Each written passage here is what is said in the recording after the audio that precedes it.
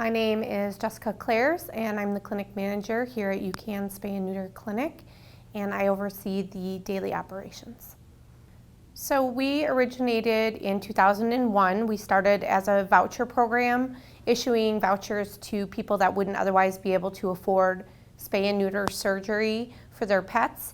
And we realized that it just wasn't doing enough to solve the problem because it was forcing clients to find that care somewhere else and get the vouchers approved and things like that. So in 2007, we opened a spay and neuter clinic down on West 8th Street, and we were there for several years. And then about 6 years ago, we moved to this specific building and started performing the spay and neuters here, so that way we could make a bigger impact and accommodate more animals and do the surgeries in-house.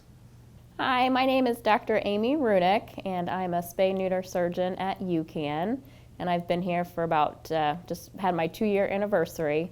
Here at UCAN, we do a lot of surgeries. Spays and neuters is our main focus, and we can do a variety of numbers, but usually our goal is around 65 surgeries a day. Sometimes we do a little bit less, sometimes we do a little bit more. It's always hard to know exactly how many we're going to get in that day, just because we have different rescue groups we work with. So what happens is we have check-in where all our dogs and cats come in at the same time between 7:30 and 8:30, and get all the pets checked in, get them listen to their heart, do a real quick exam, get them pre-medded, and then after all the pets are checked in, then we start our surgery process and have our technicians and our medical staff that get the dogs and cats intubated and prepped, and then me and another surgeon do the surgeries on the different cats and dogs. We do dogs first and then cats. Helping our organization is really easy.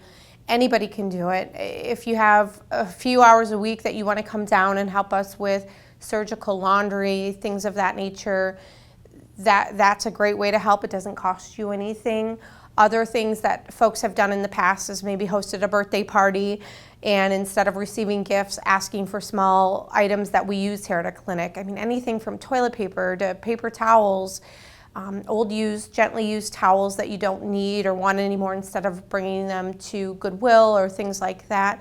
You can bring them to us because each animal gets their own blanket while they're here and towel while they're here. So our services here, we're pretty focused on spay and neuter, and it is definitely a need in the community. One of the big areas we focus on is feral cats and community cats, which are basically cats that live outdoors and don't necessarily have a true owner. Some of them are just live in colonies their whole lives, and we have a lot of groups that will trap them, bring them to us where we fix them, and then just release them back into their environment, and that helps control the population, preventing them from having more kittens, ideally, and we try to keep that population at a minimum, keep them from overpopulating.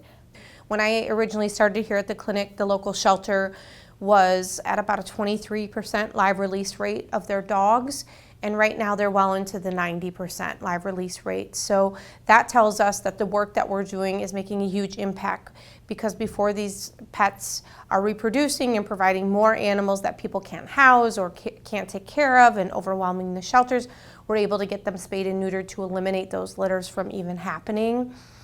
The community cat program that we provide, we allow anybody to bring feral cats to our facility. So a feral cat is a wild cat that lives outside in the community.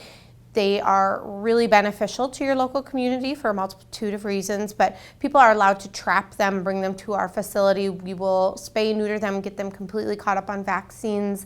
If they have any minor injuries or anything like that that they need an antibiotic, stitching, anything like that, we'll provide that for them as well.